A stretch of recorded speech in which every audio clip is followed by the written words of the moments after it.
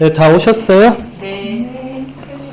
자, 3장부터 같이 보도록 하겠습니다. 유다와 베드로에 대한 이야기입니다. 먼저 한번 약간 긴데 이거 한번 그대로 읽어드릴게요. 악마는 어떻게 했습니까? 악마는 유다를 괴롭혔습니다. 과도한 나약함으로 그를 어둡게 했습니다. 그를 박해했습니다. 목을 매는 올가미에 이르기까지 그를 쫓아다녔습니다. 이 삶에서 그를 낚아채고 그에게서 참회의 의향을 빼앗았습니다. 유다가 살았더라면 그도 구원받을 수 있었다는 것이 예수 그리스도를 못 박은 이들을 통해서 드러납니다. 그분께서 당신을 십자가에 매달았던 이들도 구원하신다면 그분께서 이 십자가 위에서 아버지를 부르며 저들이 감히 저지르는 이 짓을 용서해 주시기를 간청하신다면 배신자가 적절한 방식으로 참회를 드러내기만 하면 그분께서 당신의 선의로 그를 받아주시리라는 것은 훨씬 더 명백하기 때문입니다. 그러나 지나친 슬픔이 그를 삼키는 바람에 그는 참회의 명약에 진득하게 머물 수 없었습니다. 이제 본격적으로 참회라는 단어가 나오고 있습니다. 그래서 선생님들 아까 낙담과 이 참회의 관계를 잘 이렇게 보셔야 됩니다. 네. 지금 여기서 보면 이 유다 안에서 일어난 그 과정을 굉장히 성인이 정말 잘 묘사해내고 있죠. 진짜 유다 안에 들어간 분처럼 묘사하고 있죠. 네. 유다가 어떻게 해서 지금 그렇게 했는지 결국 낙담을 지금 여기서 성인이 뭐라고 표현하죠? 예, 지나친 슬픔. 그러니까 과도한 슬픔. 이것도 결국 낙담과 같은 것이고 이런 게 다 참회를 막는 요인이 된다. 이제 본격적으로 하고 싶은 얘기 하는 거예요. 초반에 계속 낙담한 게 결국 하고 싶었던 얘기가 있었던 거예요, 성인이. 예. 낙담이 그러니까 지치면 안 되는 게 낙담을 얘기한 거는 사실은 참회를 말하고 싶은 거죠. 제목이 참회에 관한 설교니까.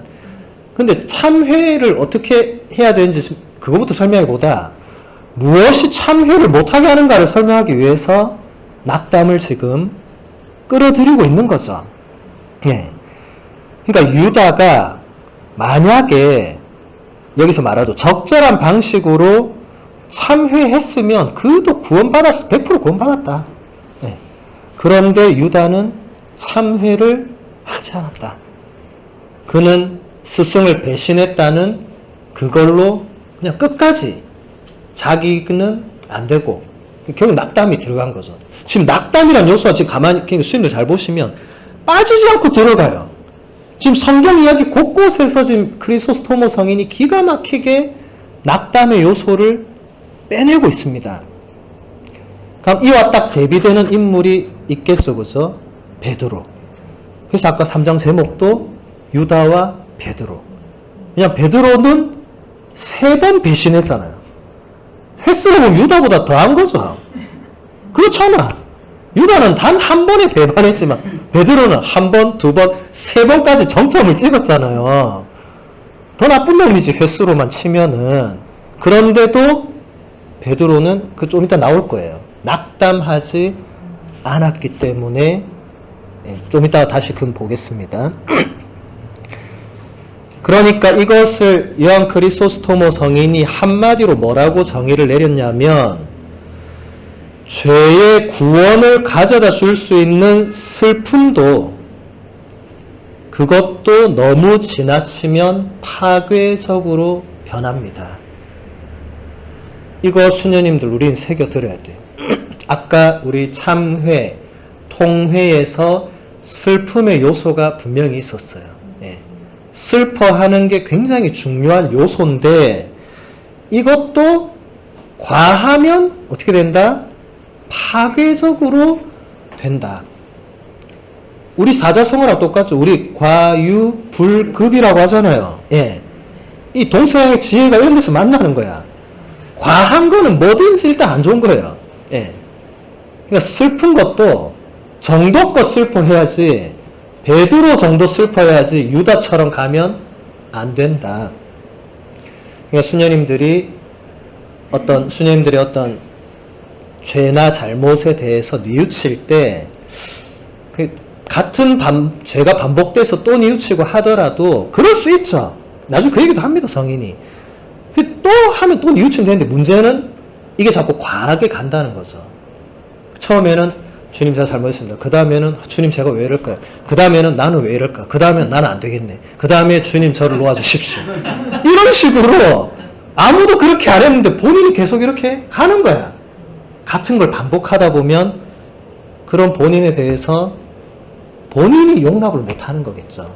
하느님은 다 용납한다는데도 내가 내 자신을 용납 못하는, 이게 사실은 더 위험한 겁니다. 예. 사실 그게 내가 하느님보다 위에 있는 거잖아요. 아니, 하느님이 나를 받아주겠다는데 왜 자꾸 내가 주님 저는 아직 준비가 안 됐고 좀만 기다려주시면, 아니 그냥 오라는데 왜? 우리도 뭔가 이런 요소들을 가지고 있는 거죠. 네. 우리 수행들이 성경 이야기를 읽을 때 또 하나 조심해야 될 게, 남의 이야기로 읽으면 안 됩니다. 네. 그래 이거는 유다의 이야기지. 절대로 아니에요. 나의 이야기로 성경을 늘 읽어낼 수 있으면 우리는 정말 달라질 겁니다. 모든 이야기를 나의 이야기로. 근데 이것은 쉽지는 않아요. 왜냐하면 우리가 그런 것들을 다 경험하지만 의식 못할 수도 있고, 또 그게 그건지 모르고 넘어가는 경우도 많다 보니까 그런 것 같아요. 그러니까 진짜 깊이 성찰하면 내가 유다 같은 측면이 있구나 이렇게 나올 수 있는 건데, 그렇지 않으면 대체로는 넘어가는 거예요. 그러면 맨날 유다 이야기는 유다의 이야기로 끝나는 거예요. 내 이야기가 아니야. 바리사이와 세리의 이야기도 그냥 옛날에 그런 바리사이가 있었고 그런 세리가 있었고 내 이야기는 아니야. 성경이 이렇게 되면 좋지 않습니다. 만약에 수행들이 성경인데 자꾸 이런 느낌이 들면 지금 뭔가 내가 그 텍스트 안에 못 들어가고 있는 거예요. 나는 강 건너 불구경하고 있는 거예요. 뭔가 하느님 말씀이 나에게 말씀을 건네고 있는데 나는 그냥 팔짱 끼고 그냥 다 이렇게 하고 있는 거예요. 네. 좋은 거 아닙니다. 뭔가 그럴 때는 지금 내가 지금 뭔가 지금 들어가지 못하는 걸림돌이 있다는 거예요. 그걸 이제 찾아내셔야 되겠죠. 그게 뭔지는 각자에게만 맡겨져 있는 거니까. 그 다음에 이제 바오로에 대해서, 우리 수녀님들의 영적 아버지시니까 제가 바오로 부분은 모두 다 발췌해왔어요. 왜냐하면 수녀님들에게는 가장 중요한 분이니까 제가 원래 이렇게 좀 편파적으로 하면 안 되는데, 근데 수녀님들이 바오로의 딸들이니까 어쩔 수 없더라고요. 네, 그래서 바오로 이야기가 아마 오늘 가장 많이 핵심이 될 것 같은데, 일단 요한 크리소스토모 성인이 이렇게 얘기를 합니다. 바오로는 박해하고 모독하고 학대하던 자였습니다. 십자가에 못 박히신 분만이 아니라 그분의 모든 제자들까지 박해했습니다. 그러나 그는 참회하여 사도가 되었습니다. 하느님께서 우리에게 바라시는 것은 한 번의 작은 간청뿐입니다. 그러면 우리의 많은 죄를 용서해 주십니다. 굉장히 놀랍죠. 제가 아까 그랬죠. 이 교부들의 놀라운 포인트는 똑같은 성경 이야기에서 뭔가를 뽑아내는, 저는 이 한 문장이 되게 놀란 게, 바오로는 참회를 해서 사도가 되었다. 저는 이건 엄청난 것 같아요. 그 바오로의 회심 이야기를 저도 수만 번 넘게 읽었습니다. 근데 나는 그걸 바오로가 개인적으로 참여했다고 이런 느낌을 받은 적은 없어요. 예수님이 먼저 나타나서 뭐 한 거잖아. 바울은 질질 끌려간 거잖아요. 나는 그렇게밖에 그 이야기를 더 이상 해석 못했습니다. 근데 딱 이 요한 크리소스토모 성인은 바로 바오로가 참회한 게 사도가 되는데 결정적이었다. 네. 그 수많은 과정들을 그 중에 가장 중요한 거는 참회였다. 아까 다른 거 끌어내듯이 여기서도 지금 참회란 단어가 그 바오로 이야기에 참회했다 이렇게 안 나와. 근데 그거를 끌어내는 이게 탁월한 거예요. 그 우리도 성경 이야기에서 이제 그런 포인트를 끌어낼 줄 알아야 돼요. 그냥 읽으면 남의 이야기입니다. 저도 바오로에 대해서는 사실 이번에 이거 준비하면서 좀 반성 많이 했어요. 바오로 사도의 이야기라고만 생각했어요. 그러니까 저도 오류 속에서 또 생각했던 거죠. 네. 저에게도 이게 좋은 계기가 되는 겁니다. 하느님께서 우리에게 바라시는 것은 한 번의 작은 간청밖에 없다. 아름다운 표현이죠. 굉장히 아름답지만 그냥 이분이 수사역으로 미사역으로 써놓은 것이 절대로 아닙니다. 제가 이게 왜 아닌지 이유를 지금부터 말씀을 드릴게요. 프란치스코 교황님이 첫 번째로 내신 책이 신앙의 빛이라는 회책입니다. 근데 다 아시겠지만 그 책은 사실 베네딕토 16세 교황님이 다 해놓은 거였어요. 다 해놓고 서명하려 했는데 갑자기 일 터지고 물러났어. 그러니까 일 터진 것까지는 제가 자세한 건 모르지만 어쨌든 그분이 물러났어. 서명을 못했네. 프란치스코 교황님이 교황에서 책상에 가보니까 책상에 신앙의 빛이 있는 거예요. 진짜. 이건 제 말이 아니고 진짜 가니까 있는 거야.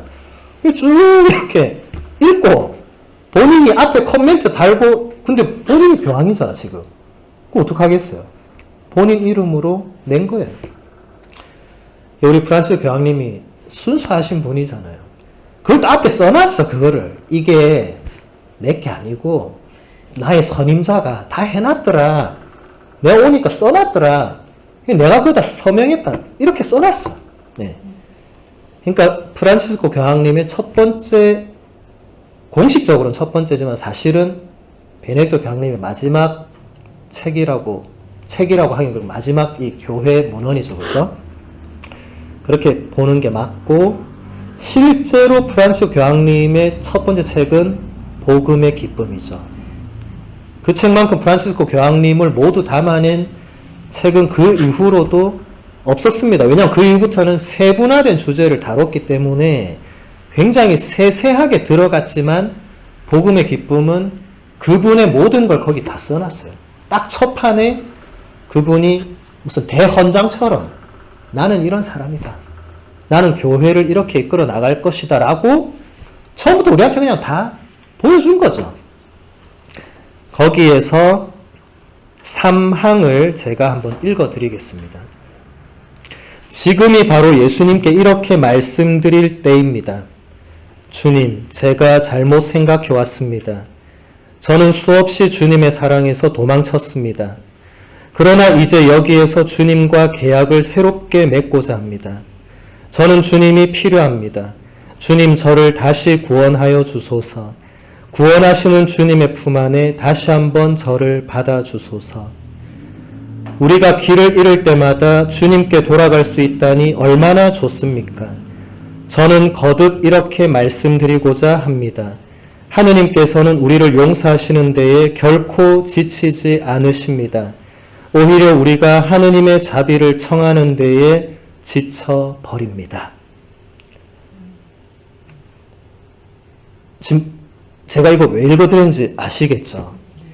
이거 제가 한 문장으로 다시 읽어볼까요? 하느님께서 우리에게 바라시는 것은 한 번의 작은 간청뿐입니다. 근데 이건 제 말이 아니에요. 누구 말이에요? 요한 크리소스토모 성인의 말입니다. 요한 크리소스토모 성인은 4세기의 분이고 프란츠 교황님은 21세기의 분입니다. 21세기 분의 이게 4세기 분하고 지금 다른 게 뭐가 있습니까? 똑같은 겁니다, 지금. 근데 프란츠 교황님이 이거 읽고 나서 이 복음의 기쁨을 쓰고 이렇게는 안 해요. 물론 참고하실 수 있지만 참고 문헌 그거 다 나와. 예. 근데 이게 그 순간에 들어간 건 아닙니다. 프란치스 교황님 이걸 사실 당신 즉위 미사 강론 때 이 얘기를 했어요. 그래서 사람들이 되게 충격받았어요. 하느님의 자비를 저토록 얘기하는 교황님이 없었죠. 물론 요한 바오로스 교황님도 자비로선 하느님 회칙도 발표하시고 엄청 강조했지만 프란치스 교황님은 처음부터 그냥 하느님의 자비, 지금까지 하느님의 자비 계속 그 얘기만 하시는 거예요. 우리가 못 알아듣고 있어서 참 문제지만 그 정도로 지금 통하는 게 있는 겁니다. 예. 여기서 핵심은 뭐죠? 그 한 번의 참회로도 충분하다. 예. 참회가 지금 무언가 거창한 것이 아니다. 프란치스 교황님이 여기 써놓은 기도가 얼마나 단순한 이들의 기도입니까? 이게 교황님이 표현할 그런 수준의 기도예요, 이게. 베네딕토 교황님 같으면 절대로 이렇게 안 써놓았을 겁니다. 당신의 이 고급 문장들에. 그분은 세계적인 학자셨잖아요. 그분은 이런 글은 쓰지 않아요. 근데 프란치스 교황님은 목자셨잖아요.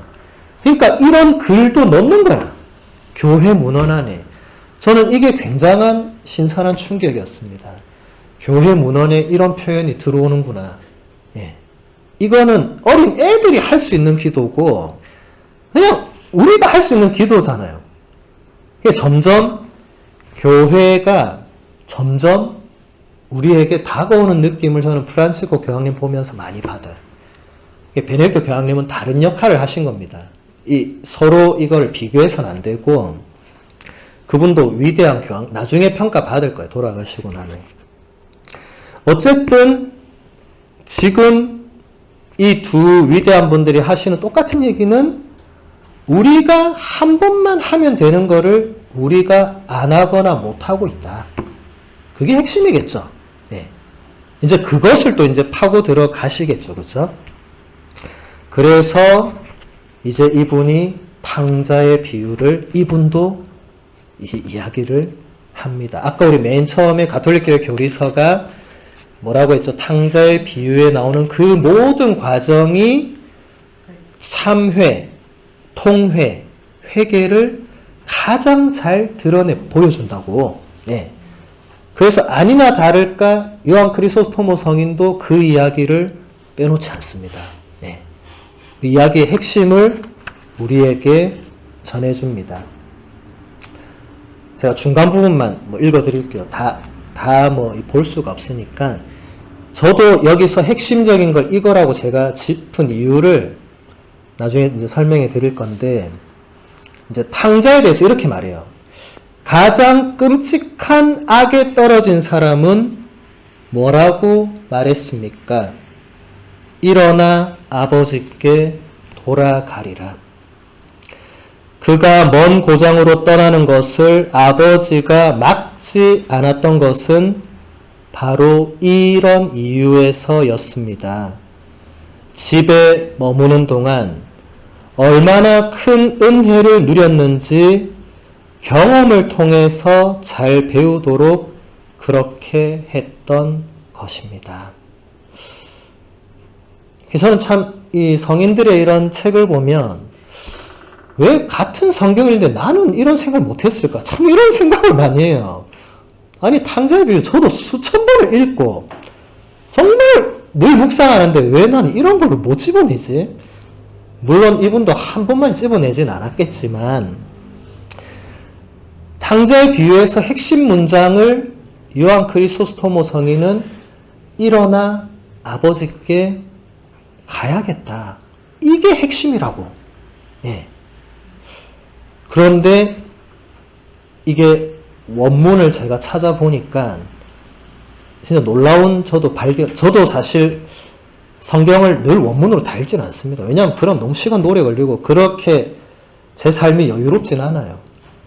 근데 이제 이럴 때는 파고 들어가 봐야 되니까 들어가서 보니까 이게 원문은 좀 많이 달랐습니다. 그래서 일단 그리스어는 일단 생략하고 라틴어로 첫 단어가 수르감 et ibo ad patrem 내용 이렇게 되거든요. 예. 자, 일단 우리나라 말은 번역할 때 항상 한계가 많아요. 그걸 감안하셔야 돼요. 일단 첫 번째 단어 수르감은 라틴어 수르제레라는 동사에서 왔습니다. 수르제레는 이제 일어나는 거거든요. 예. 근데 이게 수르감하면 이게 두 가지 형태입니다. 그래서 이게 되게 놀라웠어요. 둘 다 해석이 가능하기 때문에. 그러니까 첫 번째로 이것은 수르제레 동사의 접속법 현재 1인칭 단수가 됩니다.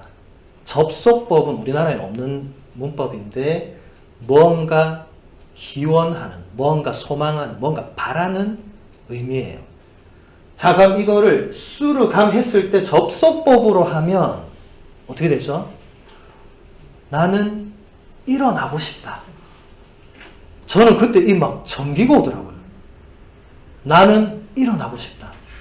정말 비참에 비참을 더한 상태로 떨어진 그 상태에서 정말 일어나고 싶다.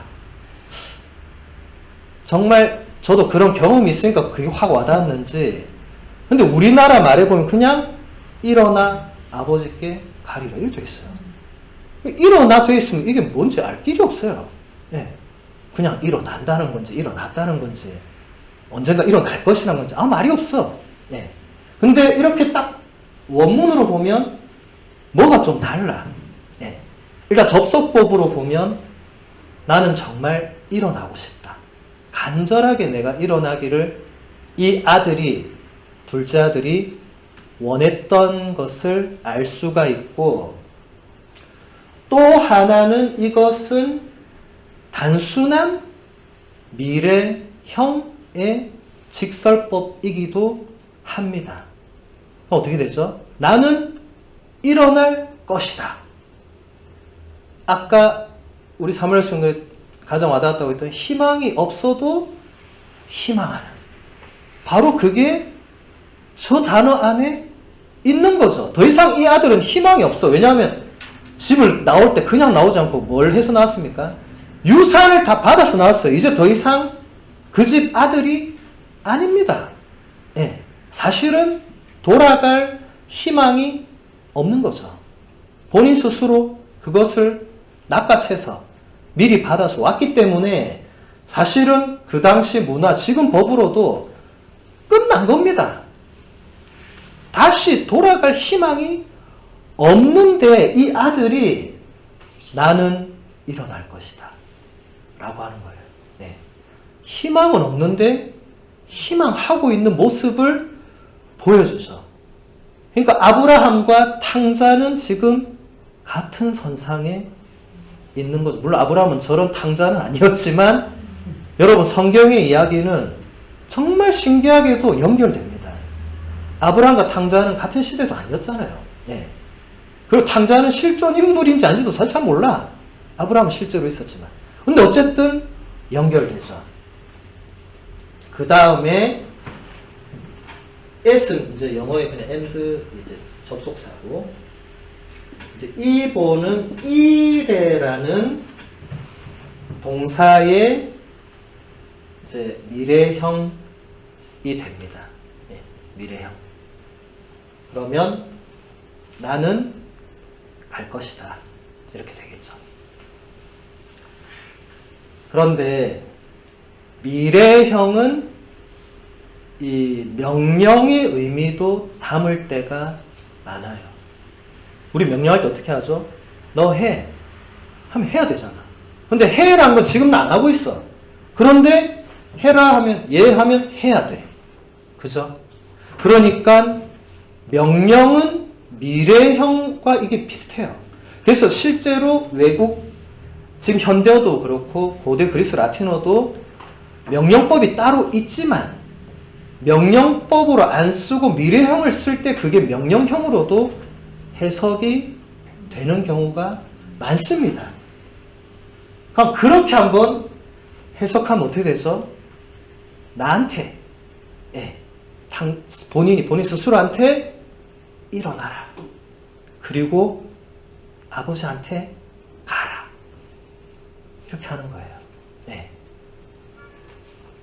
여러분, 예수님이 죽었던 소녀를 살릴 때, 또 과부의 외아들을 살릴 때 전부 다 했던 말이 뭡니까? 일어나라.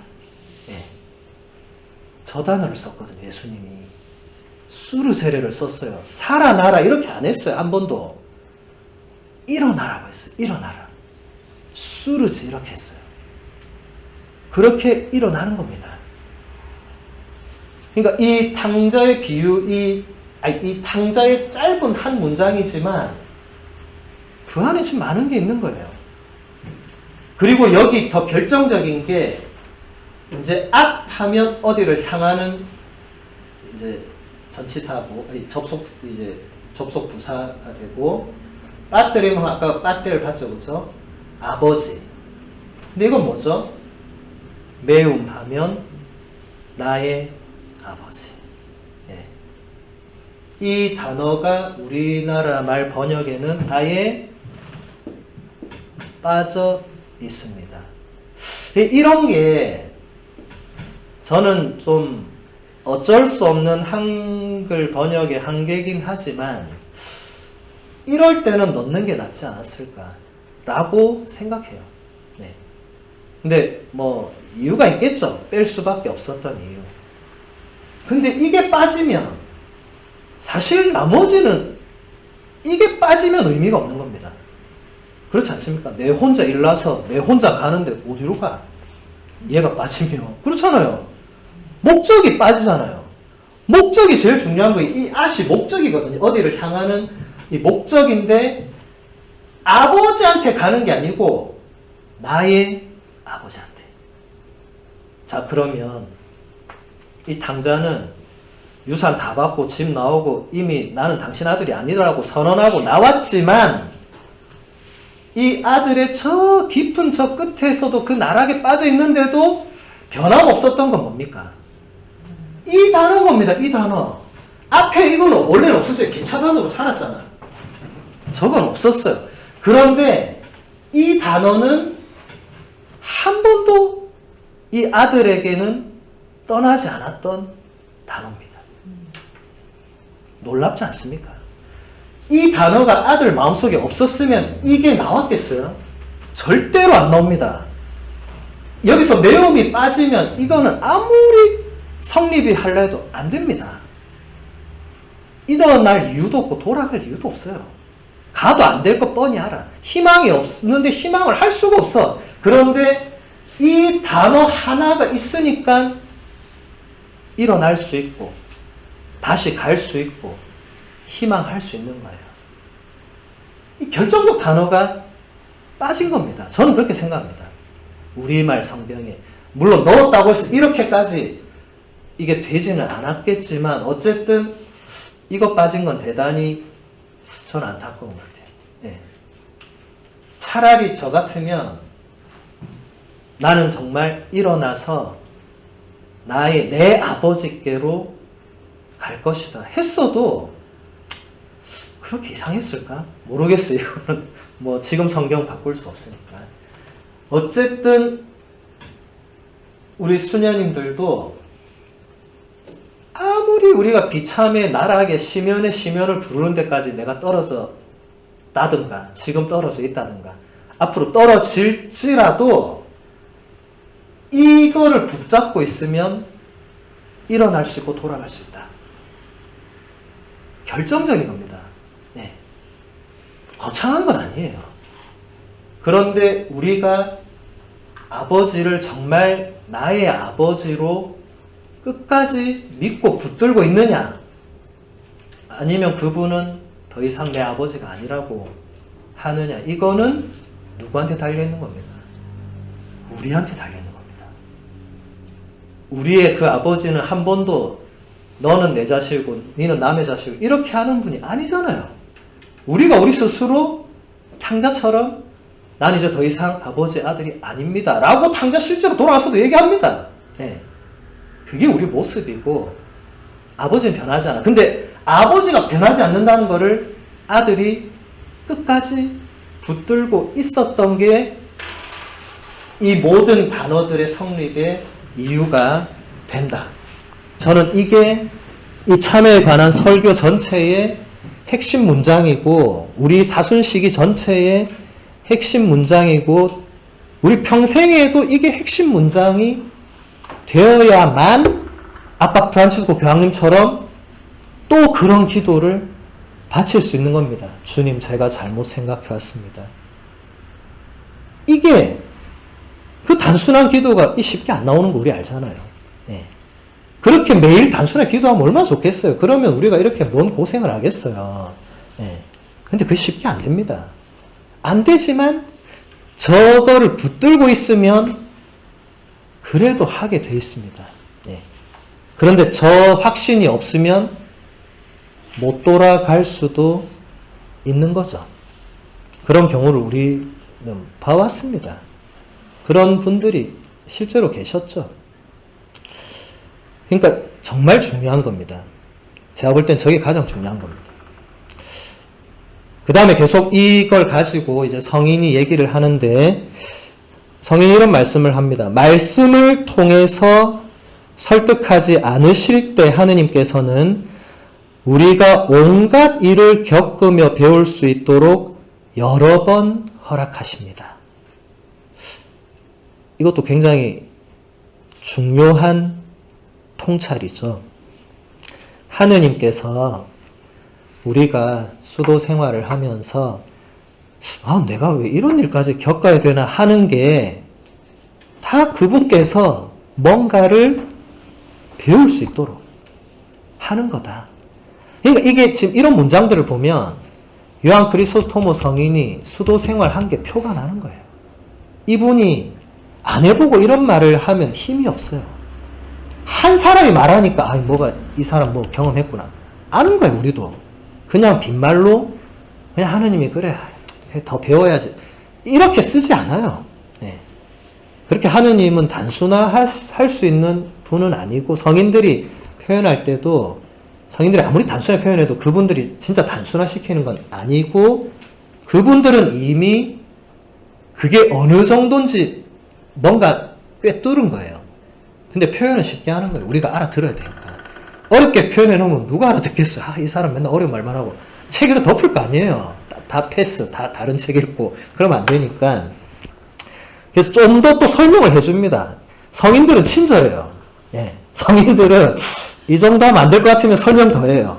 예. 그래서 밑에 뭐라고 또 설명하냐면, 탕자는 먼 고장으로 떠나서 본인의 경험을 통해서 아버지의 집을 떠나는 것이 얼마나 큰 악인지 배웠기에 돌아왔고 그 아버지는 자식이 저지른 잘못들을 기억하지 않고 두 팔 벌려 그를 받아들였습니다. 왜 그랬습니까? 그는 아버지이지 재판관이 아니었기 때문입니다. 그래서 춘판이 벌어지고 호화로운 잔치와 축제가 열렸습니다. 온 집안이 기쁨과 큰 즐거움으로 밝게 빛났습니다. 여러분은 여기에 대해서 뭐라고 말합니까? 이것이 탕자의 악행에 대한 상급이냐고요? 이것은 악행이 아니라 탕자가 돌아온 것에 대한 상급입니다. 탕자의 죄가 아니라 탕자의 참회에 대한 상급입니다. 탕자의 교활함에 대한 상급이 아니라 더 좋게 변화한 데 대한 상급입니다. 진짜 기가 찬 해석이죠. 지금 이제 처음을 보면 탕자가 돌아올 수 있었던 이유를 제가 저 빠들의 매움, 그러니까 나의 아버지, 저거를 제가 가장 중요한 것이라고 했고, 물론 성인이 이미 그건 짚었고, 거기에 플러스로 탕자 본인도 집 떠나서 진짜 밖에서 개고생을 해보니까 이게 내가 진짜 잘못 생각했구나. 아까 교황님 기도랑 똑같은 거예요. 주님, 제가 잘못 생각해 왔습니다. 지금 하나도 뭐가 비껴나가는 게 없어요. 모든 게 다 연결됩니다. 계속. 네. 제가 지금 갖다 붙이는 게 아니에요. 선생님들은 제 말을 이해할 거예요. 제가 어거지로 지금 갖다 붙이고 있는 건 하나도 없을 겁니다. 다 연결되고 있죠, 그죠? 네. 그런데 아버지는, 정말 이때는 성인이 간단하게 설명, 아버지는 아버지일 뿐 재판관이 아니기 때문에 바로 받아들였다. 네. 그런데 그 다음부터 성인이 짚어내는 것은 누구의 시선입니까? 큰아들의 시각이죠. 네. 큰아들. 이거는 이제 헨리 나인도 탕자에 비유해서 거기서 잘 묘사하고 있는 부분들인데, 우리가 큰아들의 시각으로 탕자를 바라볼 때가 많고, 그래서 다시 말하면 우리가 그런 시각으로 우리 자신도 본다는 거거든요. 네. 우리가 탕자처럼 살 때, 혹은 그런 영적인 어떤 단계, 비참함에 빠져 있을 때 돌아가려고 하면 큰아들의 시각이 우리를 막는다는 겁니다. 다른 사람이 나를 그렇게 보는 게 아니고 내가 나 스스로 먼저 그 시각으로 나를 딱 막아놔. 너는 이까지 왔으니까 안 되겠다고. 네. 누가 안 되겠다고 나한테 말했습니까? 아무도 말하지 않았어. 아무도. 네. 뭐 나중에 뭐 장상이 그렇게 말씀하셨으면 이제 받아들여야 되지만, 우린 장상이 말하기 전에 이미 우리 스스로가 이미 그런 시각으로 일단 우리 자신을 바라볼 때가 많죠. 그리고 동료 수녀님들께도 그런 시각이 갈 때가 많죠. 네. 이것이 사실은 훨씬 더 무서운 거죠. 그러니까 요한 크리소스토모 성인이 아버지가 도대체 뭐 때문에 탕자가 지금 잘한 게 뭐냐? 그게 큰아들 시각이죠. 지금 도대체 탕자가 이렇게까지 대접받아야 될 게 뭐냐? 탕자는 분이 뭐라고 했어요? 품분의 하나로만 써달라고 했는데 왜 그렇게 안 하냐 지금. 도대체 뭐 상을 왜 주냐? 저도 이 상에 대한 이유는 깜짝 놀랐습니다. 저도 이런 건 처음 봤거든요. 죄 지은 것에 대한 상급이 아니라 참회한 것에 대해서. 그러니까 아까 다시 교리서로 돌아가면, 교리서가 그냥 짧게 탕자의 비유가 참회, 통회를 가장 잘 드러내 보여준다고 했는데, 사실 우리가 제대로 안 들어가 보면 뭐가 뭔지 잘 몰라요. 근데 여기서 지금 나오는 게 탕자가 말한 것처럼 몇 문장 안 돼. 그런데 그 과정에 이르는 엄청난 모든 것은 다 참회가 되는 겁니다. 예. 탕자가 그냥 어느 날 배가 너무 고파서 나 이제 돌아가겠다, 이건 아니라는 건 수녀님들도 그 정도는 다 묵상하셨겠죠. 근데 그것보다 훨씬 더 탕자는 내면에서부터의 아까 그 뺀티멘토, 그거를 훨씬 더 아프게 했다는 겁니다. 그리고 나서야 나의 아버지께 돌아가리라는 그 마음이 생긴 거죠. 그러니까 이게 그냥, 제가 저 문장이 그렇게 저게 그냥 하늘에서 뚝 떨어진 문장이 아니고, 그 어마어마한 과정, 그 참회의 과정을 거치고 나서 나오는 문장입니다, 저게. 스님도 우리가 저 문장으로 바로 못 갑니다. 이거는 분명합니다. 우리가 며칠 회개했다고, 이번 사순 때 좀 회개했다고 저 문장이 내 문장이 되느냐? 안 됩니다, 그거는 그렇게 안 돼. 그렇게 쉽게 쓸 수 있는 문장도 아닙니다. 언젠가 스님들이 나중에 이 시간을 기억한다면 아마 그때 기억을 하시지 않을까. 아, 그때 왜 장신부가 그렇게 막 열을 내면서 왜 저 문장을 저렇게 얘기했을까? 아, 하고, 그건 이제 각자가 짊어져야 될 과정이 있어야 되죠. 그건 제가 수녀님, 안했으면 2년, 어느 쌤 3년 제가 이렇게 못 정해주니까, 그건 지금 당장 저 문장을 우리가 내 문장으로 할 수는 없는 거고. 지금 성인도 말하는 게 바로 그겁니다. 이 탕자가 그냥 돌아와서 상 주는 게 아니고, 그냥 참여해서 상 주는 게 아니라, 그냥 좋게 변했다 상 주는 게 아니고, 그 엄청난 뭔가 과정을 겪어낸 거를 큰아들 못 받고, 아버지도 못 받지만, 아버지는 알고 계신다는 거죠. 큰아들은 모르지만. 예.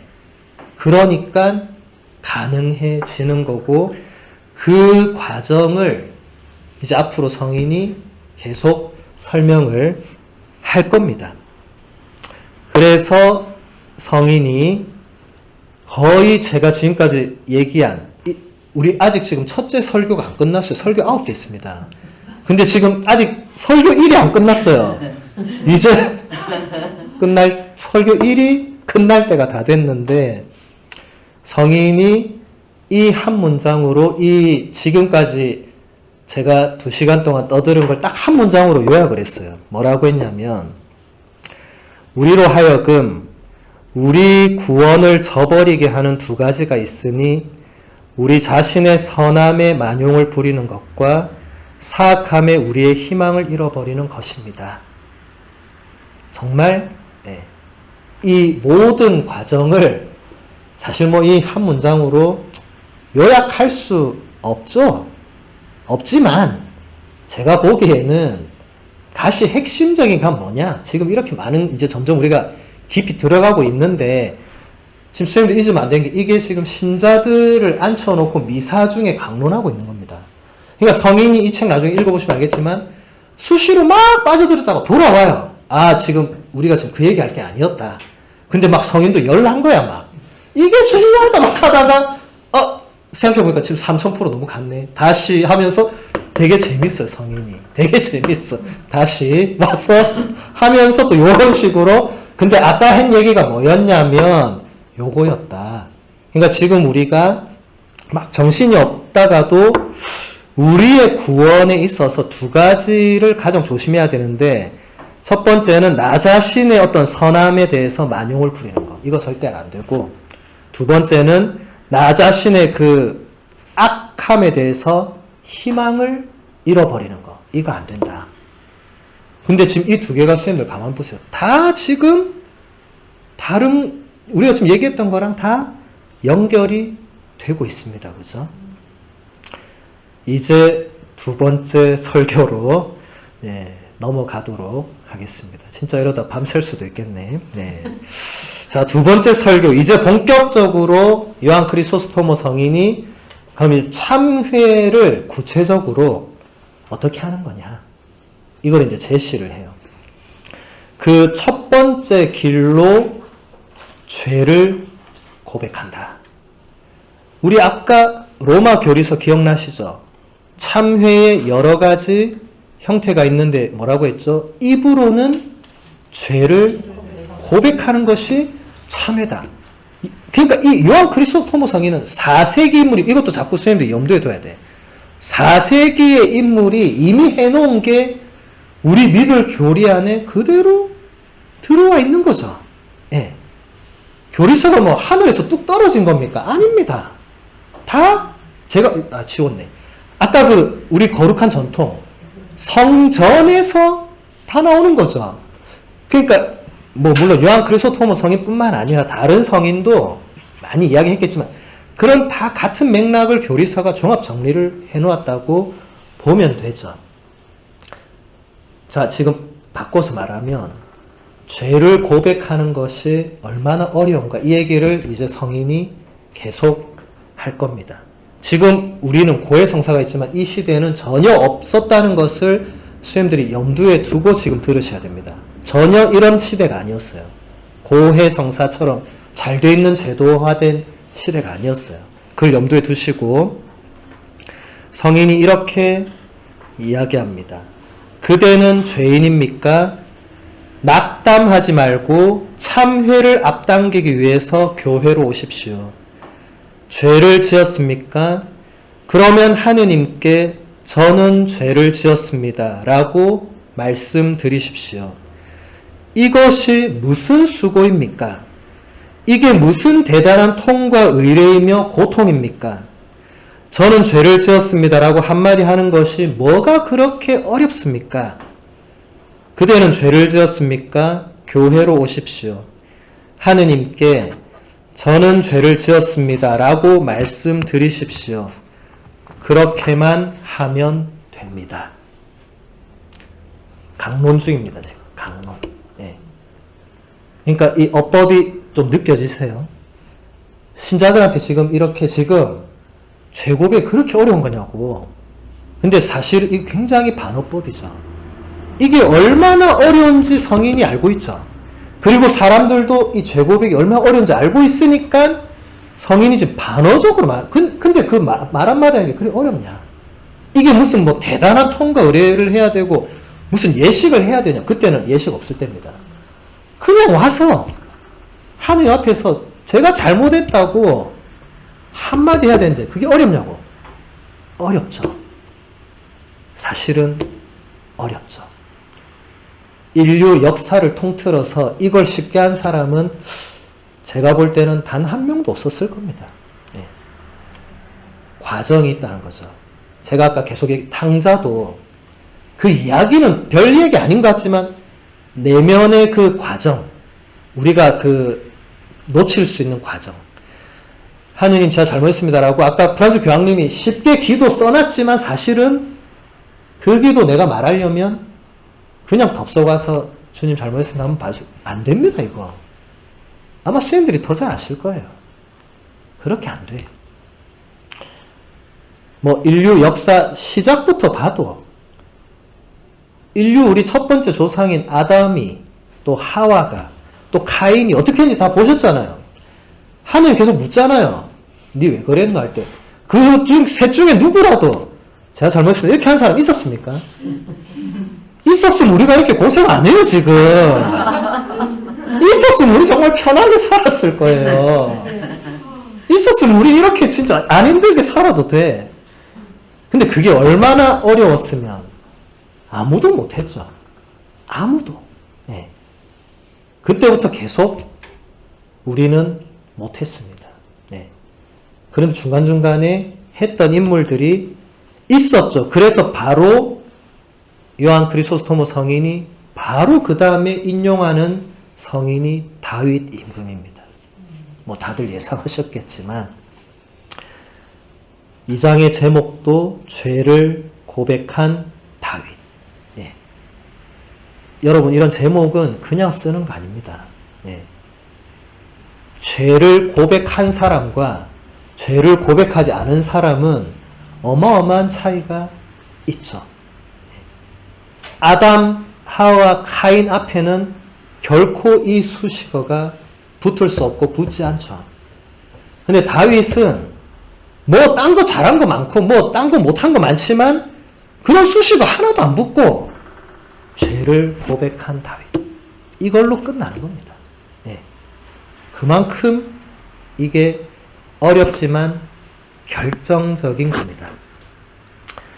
한 부분만 보도록 할게요. 요한 크리소스토모 성인이 이렇게 말합니다. 다윗은 불륜을 저질렀습니다. 그러나 그는 이것을 깨닫지도 못했고 그 누구에게도 질책받지 않았습니다. 이 일은 그가 가장 덕망이 높던 시절에 일어났습니다. 여기서 배울 수 있듯이 나태하면 연륜도 도움이 되지 않으며 성실하면 젊음도 큰 해를 끼칠 수 없습니다. 행동은 나이에 달려있는 것이 아니라 의지의 방향에 달려 있습니다. 뭐 간단한 것 같지만 제가 여기서 굉장히 놀란 것은 다윗이 가장 엄청난 죄를 지었을 때 그가 가장 덕망이 높은 상태였다는 것. 이런 거를 성인들은 이런 거를 뽑아내는, 제가 지금 계속 얘기하는, 뽑아내고 저는 못 뽑아내는. 왜 저도 이 얘기를 수백 번을 읽었는데 왜 나는 그 포인트를 못 봤을까? 예. 그러니까 우리가 끊임없이 교부들, 성인들을 찾아봐야 되는 게 우리가 아직도 이렇게 못 보고 있는 게 얼마나 많겠습니까? 아무리 우리가 이 생활을 오래 했어도 우리가 미처 놓치고 있는 게 얼마나 많겠어요. 그래서 끊임없이 원천으로, 그래서 이 시리즈 제목이 그리스도교 신앙 원천입니다. 폰테스 피데이 크리스티아니 이렇게 되어 있어요. 폰테, 폰스 이게 원천이거든. 예. 끊임없이 우리는 원천으로 돌아가야 다시 일어설 수 있고 다시 시작할 수 있는 거죠. 여기서 보면 나태해지면 연륜이 도움되지 않는다. 이거는 진짜 우리 수녀님들이 수도 생활이 이제 연륜이 쌓이잖아요. 근데 그게 나태한 한 방으로 다 무너질 수 있다는 어마어마한 경고를 하는 거죠. 그토록 쌓아왔는데, 근데 아까 우리 이 얘기 다 듣지 않았습니까? 한 방에 무너진다고. 아까는 뭐라고 했죠? 의로운 거를, 선한 거를 내가 꺼내서 뭔가 자랑하는 순간에 다 잃어버린다고. 근데 같은 맥락이죠. 예. 연륜이 쌓이면 분명 좋은 건데, 이게 쌓였다고 나태해지는 순간에 어떻게 된다? 아무런 도움이 안 된다. 이거는 진짜 우리가 새겨들어야 될 부분이고, 또 반대로 성실하면 젊음도 큰 해를 끼칠 수 없다. 결국 행동은 나이에 달려있는 것이 아니라 의지의 방향에 달려있다. 이게 한국 사회에서 가장 안 되는 것 중에 하나가 이 나이거든, 나이. 특히 또 우리 수도자 사회, 우리 성직자 사회는 이 나이와 순서대로 모든 게 돌아가. 이게 안 깨지고 안 바뀌어요. 예. 그런데 성인은 우리 같은 시대로 물론 안 살았겠지만 뭔가 그런 걸 뛰어넘어야 된다는 거를 이야기하시는 것 같아요. 이분만이 아니라 제가 이렇게 한국 교회를, 제가 옛날에도 물론 한국 교회에 몸담고 있었지만 유럽 교회에 한 7년 살다가 와서 보니까 이런 부분이 많이 보여요. 예. 그러니까 이게 어떻게 보면 약간 우물 밖을 한번 나가본 개구리가 이제 우물 안에 다시 들어와 본 느낌, 그냥 그런 느낌을 받아요.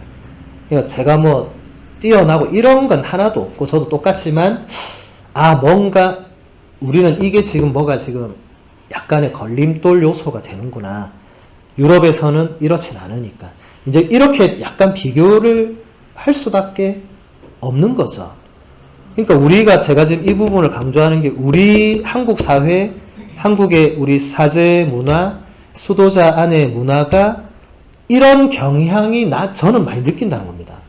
그냥 연륜이 있으면 다 그 정도면 되고, 좀 젊은 사제나 수도자들이 뭐 막 하면, 아, 넌 아직 젊으니까 안 되고. 이거는 저는 조금, 이거는 아닌데, 본질적인 건 아닌데, 물론 제가 어른한테 한 번도 그런 얘기를 한 적은 없죠.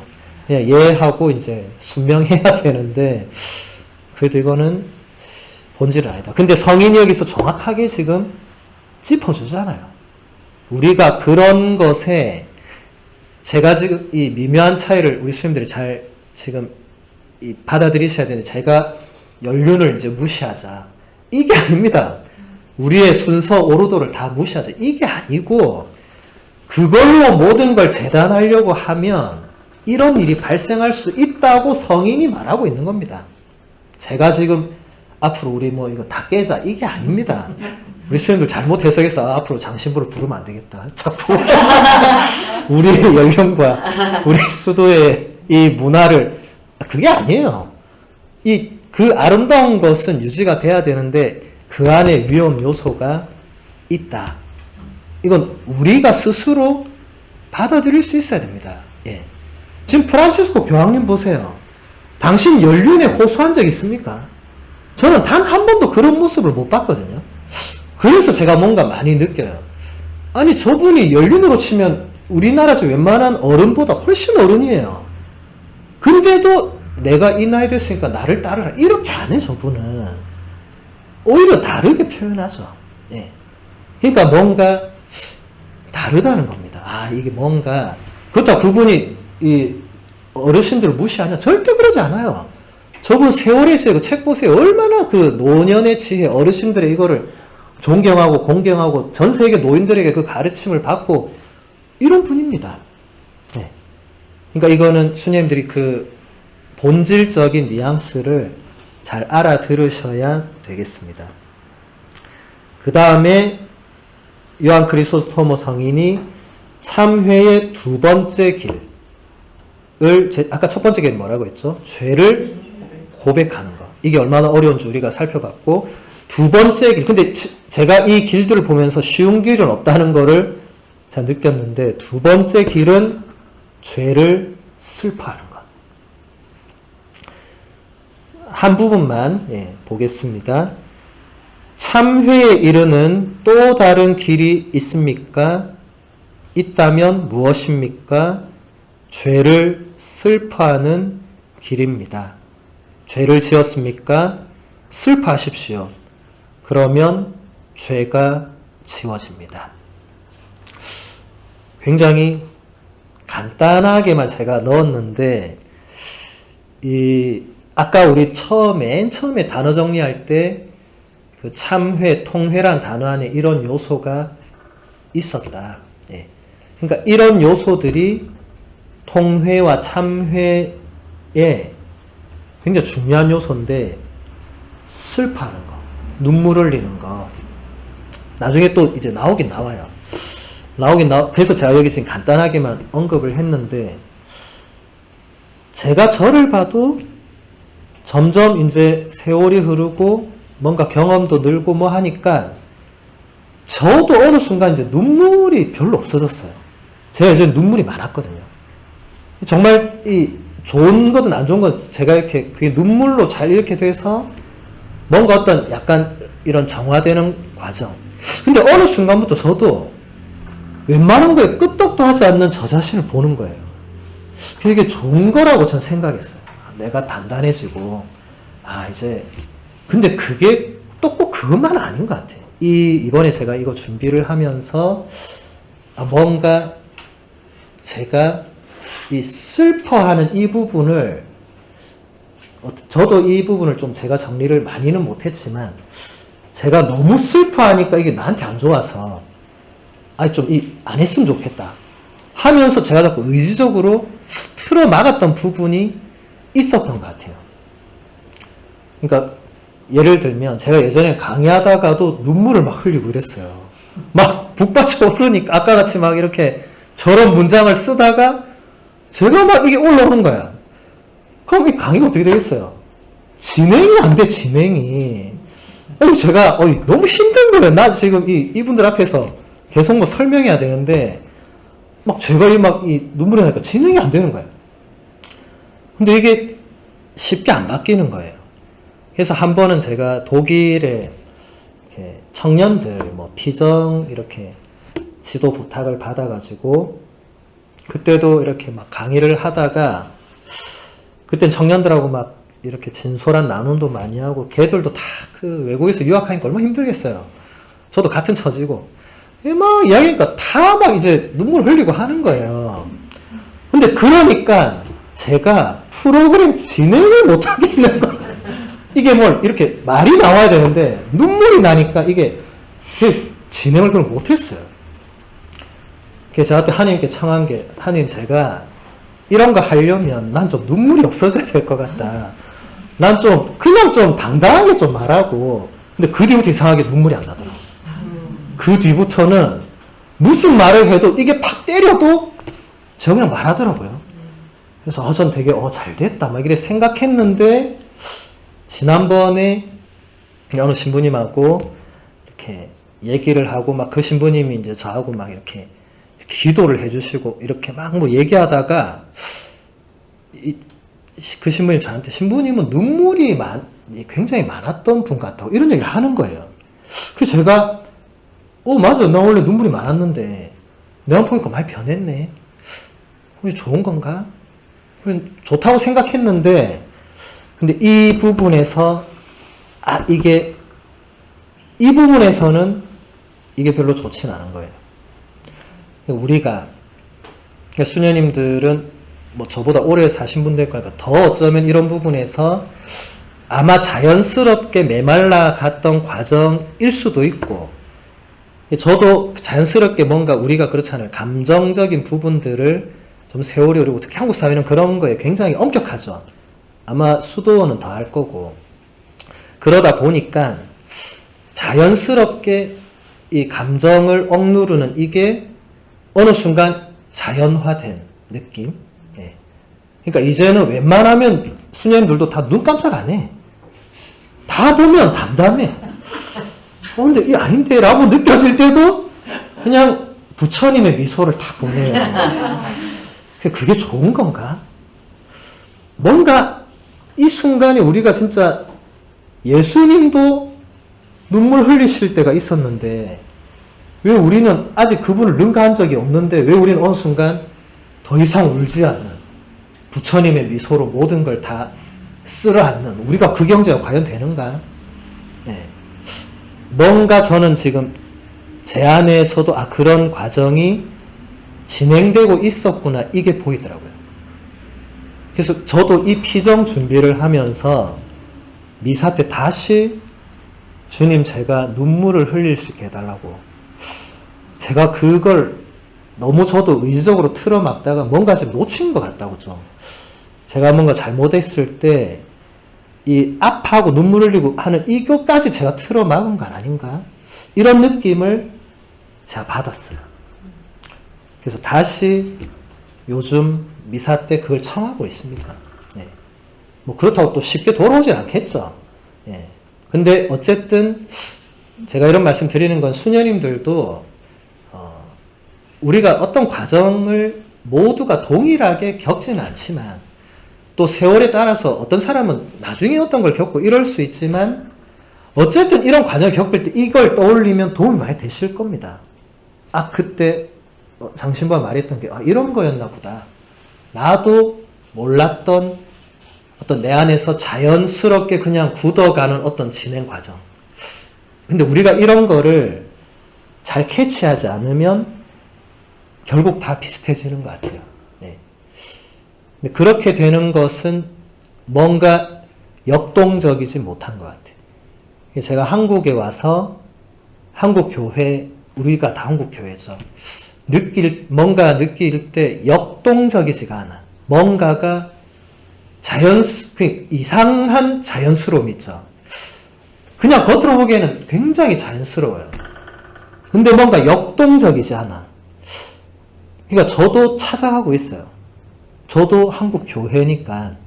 그러니까 같이 우리 찾아야 될 것 같아. 예, 나부터. 내 안에 지금 그런 부자연스럽지만 자연화돼 버린 건 무엇인가. 예, 꼭 눈물 이런 게 아니더라도 있을 겁니다. 예, 없다고 하면 그건 거짓말이라고 저는 생각해요. 예, 애써 외면하고 있는 부분일 가능성이 대단히 높습니다. 혹은 그냥 놓치고 있거나. 예, 그런 거를 우리가 자꾸 찾아내면 도움이 되지 않을까. 그러니까 이런 성인들은 그런 면에서 굉장히 우리에게 도움을 줍니다. 왜냐하면 이분들은 산전수전, 공중전 다 겪고 거의 여과 없이 다 이런 걸 남겨놨어요. 예. 제가 지금 이렇게 길게 설명하는 거를 굉장히 압축해서 남겨놨어요. 얼마나 도움이 되는 겁니까? 이제 참회의 세 번째 길을 보겠습니다. 첫 번째는 죄를 고백하는 것이었고, 두 번째는 죄를 슬퍼하는 것이었고, 세 번째는 그건 뭘까요? 근데 세 번째는 의외의 것이 나옵니다. 겸손이 나옵니다. 그러니까 죄를 고백하고 슬퍼한 뒤에 우리가 취해야 되는 것은 그때 더 겸손해야 된다는 거죠. 예. 왜냐하면 죄를 고백하고 슬퍼하고 나면 드디어 내가 자유로워졌을 때 우리가 어떻게 할 가능성이 높겠습니까? 내가 드디어 여기까지 왔구나. 내가 드디어 라고 올라설 수도 있겠죠. 그러니까 성인은 이런 거 다 겪은 사람입니다. 그러니까 그때 너는 겸손해야 된다. 그 과정 다 겪고 나 이제 좀 한마디만 칭찬받으면 안 될까요? 할 때 겸손해져라. 아까 예수님 뭐라고 했어? 난 쓸모없는 종이라고. 네, 참 이게 어렵습니다. 한 부분을 읽어드리면 다시 바리사이와 세리를 언급합니다. 그만큼 그 이야기가 겸손에 있어서는 모든 성인들이 거의 다 바리사이와 세리 이야기를 인용하거든요. 그만큼 그 이야기는 겸손에 있어서는 뺄 수 없는 부분입니다. 세리는 겸손해짐으로써 의롭게 되었습니다. 바리사이는 의로움을 송두리째 잃고 성전에서 내려왔지만 세리는 의로움을 얻어서 내려왔습니다. 바리사이는 자신의 의로운 행동을 온전히 망가뜨렸고 세리는 겸손한 말로 의로움을 얻었습니다. 사실 바리사이의 말은 겸손이 아니었습니다. 겸손은 훌륭한 사람이 스스로를 낮추는 것이기 때문입니다. 세리의 말도 겸손은 아니었으나 진실이었습니다. 그의 말은 참이었습니다. 그는 죄인이었습니다. 진짜 참 놀라운 해석입니다. 제가 지금 계속 반복해서 얘기하지만 저도 그 얘기 수천 번 더 읽고 묵상했어요. 근데 성인들은 항상 거기서 다른 포인트를 집어내는데 이번에는 아까 분명 세리 바리새인 얘기했는데 이번에 또 뭐라고 합니까? 세리는 겸손해져서 의롭게 됐는데 사실 세리는 겸손하게 뭘 말한 게 아니고 그냥 진실을 말한 것 뿐이고 지는 죄인인데 죄인이라 말한 것 뿐이고 뭐 겸손하게 뭘 하고 이런 건 없었고 근데 바리사이는 원래 훌륭하지도 않았고 겸손하지도 않았고 근데 우리가 해서는 안 될 아까 뭐였죠? 의로움을 내세운 거 의로움을 자랑한 거 그럼 아까 어떻게 된다고 했습니까? 그 순간 다 잃어버린다고. 예. 그 본보기를 잘 보여준다. 그래서 참회의 세 번째 길은 제가 좀 더 붙인다면 그래도 겸손해야 되는 게 아닌가. 그냥 겸손해야 된다는 건 꼭 참회의 길이 아니더라도 우리가 추구해야 될 겸덕이죠. 근데 이때는 우리가 이 죄를 고백하고 죄를 슬퍼하는 이 엄청난 과정을 겪었어. 그리고 이제 탕자처럼 나도 일어나서 내 아버지께 가야겠다고 하는 그 상태 자체가 겸손한 거지. 뭐 거기서 내가 뭘 더 안 된다는 겁니다. 우리 마음에 뭐가 올라와도 그거는 좋은 게 아니다. 네. 그 순간에도 우리는 쓸모없는 종이라는 거를 근데 저도 이 부분이 잘 안 되는 것 같아요. 그러니까 저도 이 부분이 잘 안 되니까 얘기를 할 수밖에 없는 것 같아요. 제가 잘 되면 선생님들도 그렇게 하십시오. 이렇게 할 거예요. 잘 되니까. 근데 제가 잘 안 되니까 이건 쉬운 게 아니구나. 네. 왜냐하면 열심히 했는데 왜 그걸 알아주시지 않냐. 근데 그분은 알아주십니다. 근데 우리가 뭔가 더 원하는 게 있는 거죠. 네. 그건 이제 사람마다 다르겠지만. 그래서 이제 요한 크리소스토모 성인이 겸손의 본보기를 보여주겠다고. 네. 왜냐하면 지금 세리도 겸손의 본보기가 아니고 뭐라고 했습니까? 그냥 이 사람은 진실을 말한 거다. 그러니까 그 차원이지 모범은 아닌 거죠. 네. 우리가 이제부터 세리를 본받자 이게 아니라는 겁니다. 지금 오해하면 안 됩니다. 지금 그 이야기에서 물론 세리처럼 진실을 말하는 거 중요하지만 요한 크리소스토모 성인이 정말로 본보기로 내세우고 싶었던 인물은 따로 있었어요. 그게 누군지 아십니까? 바오로입니다. 바오로. 네. 엄청난 양을 할애합니다. 엄청난 양을. 네. 그래서 제가 이거는 그대로 다 인용해 왔어요. 네.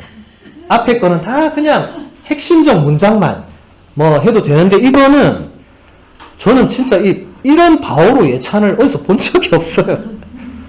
근데 스님들이 들으시면 굉장히 도움이 될 것 같더라고요. 네. 그리고 한마디도 동의하지 않을 수 있는 문장은 없었습니다. 네. 그러니까 제가 바오로를 그토록 위대한 사도라고 말로는 했지만 이분처럼 못한 것 같아요. 근데 이분과 모든 교부들은 바오로를 이렇게 생각했어요. 엄청난 존재로 생각한 겁니다. 그 단적인 예가 12사도와 사도 바오로는 다릅니다. 그죠? 예. 진짜 사도가 누구냐 물으면 12사도가 진짜 사도죠.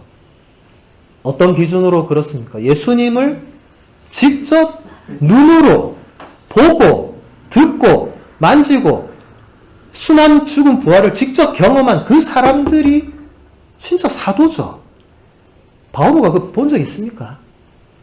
바오로는 그때 뭐 예수가 누군지도 몰랐어요. 예. 나중에 뭐 알았지만 몰랐어. 정통성으로 따지면 바오로는 뭐쯤 됩니까? 서자쯤 되겠죠. 서자도 한참 저 뒤에 가 있어야 되겠죠. 왜냐하면 12사도 말고도 사도들이 더 있었잖아요. 뭐 티모테오니 뭐 나오잖아요. 거기 또 사도들의 그 무리에 있잖아요. 그런데 놀랍게도 모든 교부들의 작품에서 사도가 말했습니다. 이런 표현들이 등장할 때 그 사도는 바오로만 지칭합니다. 놀랍죠? 저도 교박 공부하기 전에 몰랐어요. 모든 교부들이 12사도는 그냥 이름을 말해. 심지어 어떤 때는 이름도 말 안 해. 예. 그냥 야고보가 말했다 이렇게 말 안 하고 그냥 예수님 제자 중에 한 명이 이런 말 했다 이렇게 표현해요. 그런데 바오로가 표현한 거는 항상 사도가 이렇게 말했다. 이렇게 써놔요. 바오로를 정말 저 사람이야말로 사도라고 보는 거죠. 12사도는 예수님과 함께 했던 그리고 그 특별함은 사실 그거는 우리가 뭐 건드릴 게 아니고, 그런데 왜 교부들이 그토록 바오로를 그렇게 표현했을까? 뭐 여러 이유가 있겠지만, 저는 좀 쉬운 예로 볼 때 후대의 우리를 생각한 것 같아요. 후대에. 우리 수녀님도 우리 신앙이 우리 시대에만 우리가 믿고 끝나면 되는 거 아니잖아요. 우리 후대에도 우리도 생각해야 되잖아요. 우리 후대의 사람들이 계속 예수라는 존재를 믿어야 되고 바오로라는 존재를 알아야 되고 우리 그거 전해야 되잖아요. 그럴 때 과연 12사도가 사람들에게 먹히겠냐? 바오로가 먹히겠냐? 일단 뭐 무슨 작품 이런 거 다 떠나서 그냥 이 두 그룹을 놓고 볼 때 12사도는 예수님을 직접 보고 듣고 만지고 경험하고 다 봤어. 바오로는 아무것도 못 봤습니다. 그러니까 후대의 사람들에게 이 두 그룹을 샘플로 놓고 이제 설명할 때 어느 게 먹히겠어요? 당연히 바오로죠. 우리 스님들 예수님 보고 듣고 만지고 본 사람 있습니까?